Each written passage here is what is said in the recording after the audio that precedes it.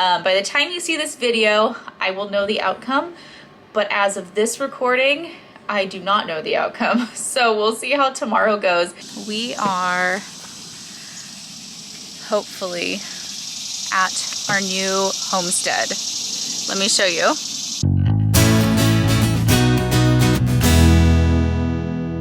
Hello everyone. It has been a really long time since I have gotten to cook with you all. I am just down here grabbing some flour. Oh, and this one's empty. I am down here grabbing some flour for some bread. Part of why I haven't been cooking as much on camera is because we've been doing a lot of really quick meals, really easy meals, like things that I have canned, like canned sloppy joes or canned beef stew, and just still getting healthy dinner on the table, but just nothing really exciting. But today I have some regular meal prep plus kind of an elaborate dinner planned. We are going to try to make ravioli today. And I also need to make regular sandwich bread, which is what this is for, as well as some elderberry syrup. Elderberry syrup is one of the main ways that I give my kids some of their liquid vitamins. So it's a daily thing that we consume around here. And when we run out, then I have no way to give them their other vitamins. So we need to get some made. I'm going to be taking you along for a couple days basically. So we're going to cook today, and then tomorrow I am hopefully going to be able to share some exciting news for you. By the time you see this video, I will know the outcome, but as of this recording, I do not know the outcome. So we'll see how tomorrow goes, and I will bring you all along. We'll share what I'm able, because even after this week, there will still be one more thing that has to be settled before it is finalized. But yeah. Let's go get cooking. It is already pretty late in the day. I thought I was going to be doing this much earlier today, but that's just how life goes sometimes. It took us longer to get our day started today, and we ran an errand pretty late, and then school took longer, so here we are. It is about 3 o'clock, and we're gonna get all of this started. While I'm down here, I also need to grab some ground beef for our ravioli. Of course, this should have been thawing, but sometimes that's just the way life goes. So we're gonna pop this in the microwave on a defrost cycle while we get everything else going. Not my favorite thing to do, but you know, we gotta eat. First things first, I'm gonna get this beef in the microwave. I am gonna try to cut this plastic wrap off just so it's not leaching into my meat here.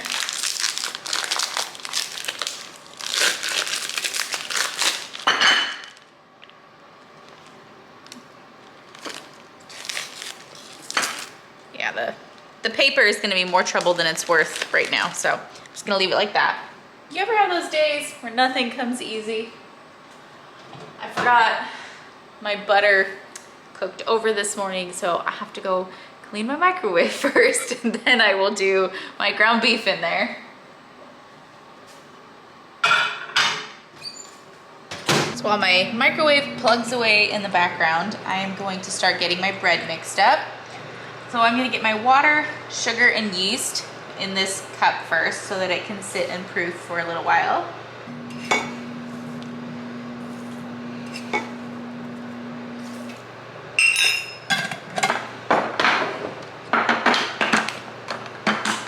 We are at the tail end of this yeast, and I'm wondering if it's maybe a little bit less active. My bread has not been the greatest lately, but nobody really eats bread for just like enjoyment around here.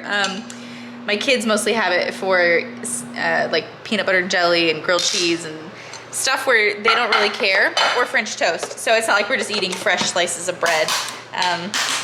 But I think that this container was too big to store the yeast in. I buy 5-pound bags from Azure, and then or maybe it's 1 pound. Oh, I will have to double check. I buy a huge bag from Azure, and then I put it in containers and freeze them. However, I normally do in much smaller containers, so they're in our fridge for less time before it gets used up. And this was a big old container. So I am thinking that perhaps it just took me a little too long to get through that size container of yeast. But we'll pull a fresh one out from the basement pretty soon here. All right, here is my flour. I hope I did not miscount this while I was talking to you all earlier. Let's see. We're gonna add a tablespoon of salt to this. Whisk that up.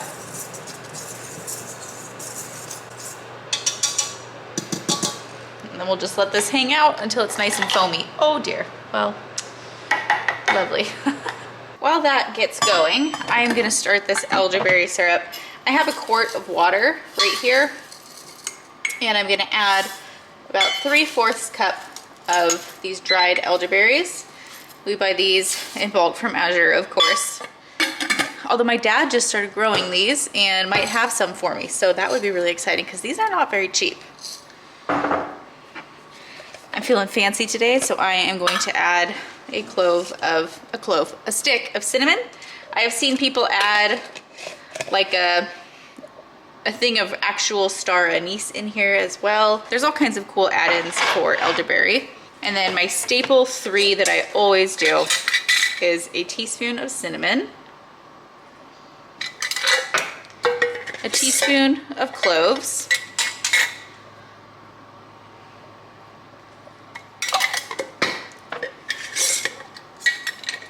and a teaspoon of ginger. A lot of people prefer the fresh ginger for this too. This is just what works well in our kitchen right now. My silicone whisk is in the dishwasher, so I'm just gonna make do with this real quick. Once this starts simmering, the cinnamon will incorporate much better anyway. And then this will simmer for about 30 minutes covered, and then I let it sit on the countertop and cool down until it's around room temperature. And at that point, I will add honey. And I add raw honey, and so that's why it's super important for us that we cool it down, or else we would be killing all of the good properties in the honey that we spent all the money on the honey for. So I'm going to let this come up to a simmer, cover it, and let it go for 30 minutes. My mixture here is getting nice and foamy. So see, I don't think this yeast is completely gone, but I don't know, my bread just hasn't been working as well lately. But I'm gonna add my oil now.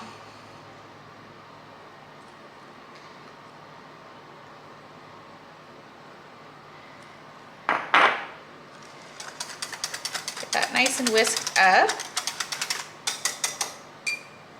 And then pour it on in.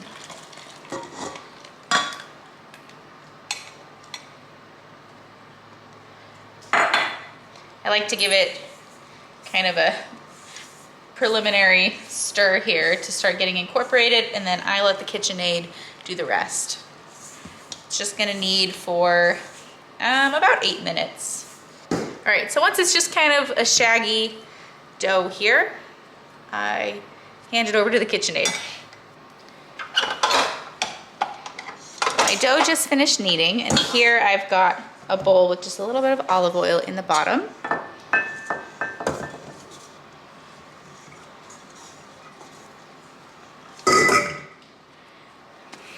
I'm just gonna pull my dough kind of into a ball, tuck it underneath.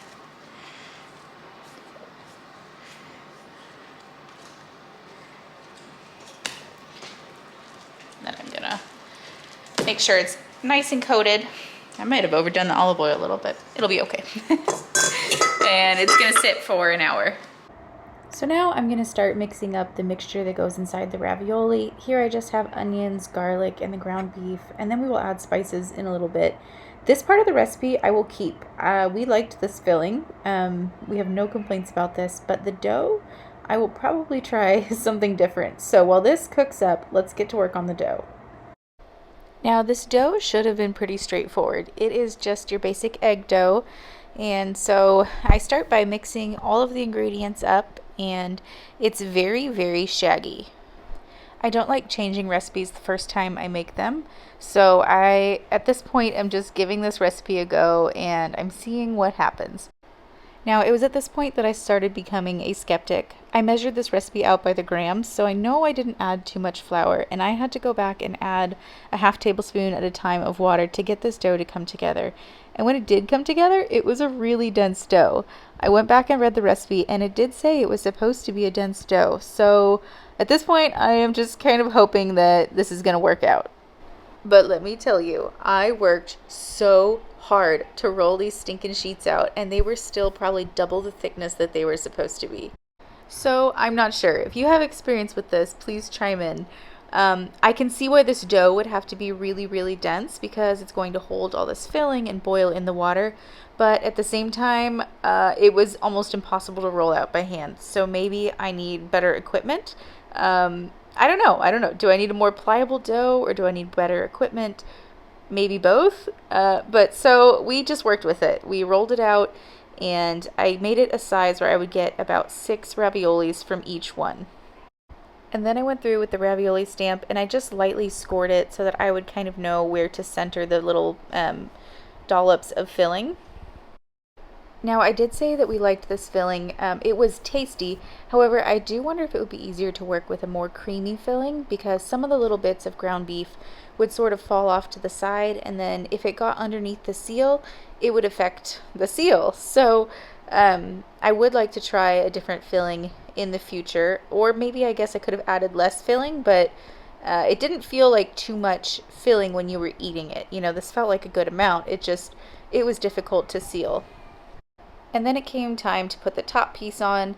This part wasn't so bad, but it did make me wonder if maybe purchasing one of the cheapest sets of ravioli cutters on Amazon was not the best play, because I had to push extremely hard on the cutter to get it to go all the way through. But maybe it was just the really dense dough. So this was definitely all a bit of an experiment.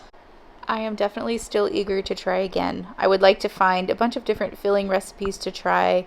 I would like to experiment with doing a big ravioli prep day and freezing those so that I don't have to do this on a weeknight sort of thing. But first, I need to find a really good ravioli dough recipe. So I am going to scour the internet and do my best to find the very best one and give that a shot. So I have my water boiling here. I am gonna get these boiled up. And this is all it made. Probably because like I mentioned, I just could not get these thin enough. I mean, it was supposed to make double this amount. And that would have been so much elbow grease. I don't think I could have gotten these any thinner with my hands. So at least not sustainably. And I wanna make this regularly. So I'm gonna have to improvise and find a different way of getting these sheets rolled out in the future. It says these are going to cook for about 5 minutes, so we will see if they hold together. I just pulled these out. They've been in for about 5 minutes, and I'm going to drain this water. I'm just going to get some marinara sauce in here in a moment. These back in. I didn't want to try to overwhelm myself making a homemade marinara tonight. As easy as marinara usually is, I just didn't want to take that on. And I'm kind of glad I didn't because this didn't make very much at all. Just make sure it's nice and saucy. I'm gonna let that heat up. We really like this brand anyway. It's we get it at Costco. It's way cheaper than Azure, I think. And it's a really big can and it goes a long way. My bread is also finishing up, and that actually came out pretty good this time.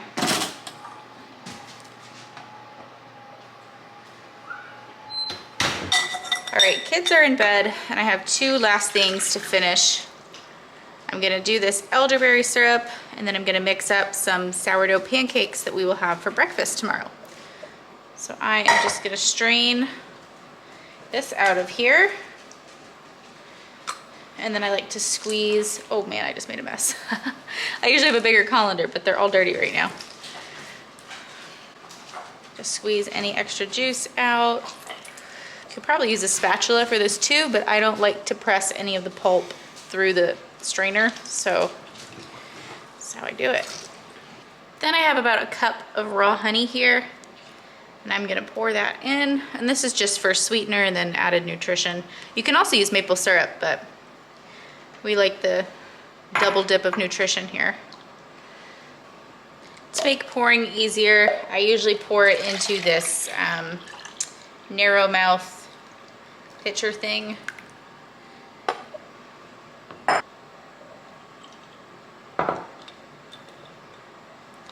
This will keep in your fridge for a long time, but we go through it pretty quickly. Probably 2 or 3 weeks for us.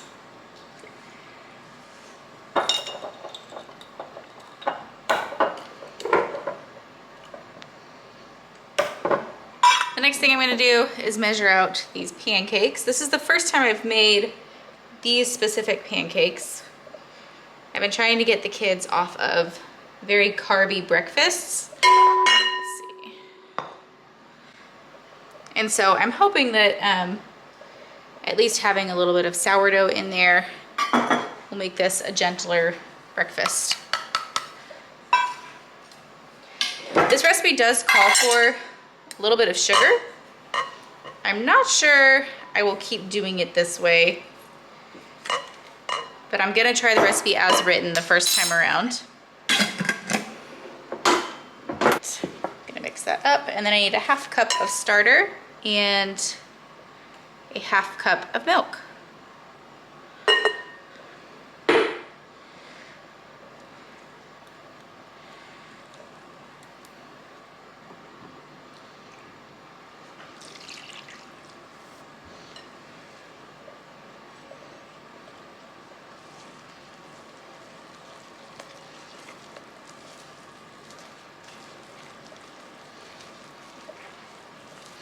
This is pretty thick, but then in the morning you add eggs and oil, which I actually might sub the oil out for some of our grass-fed butter, but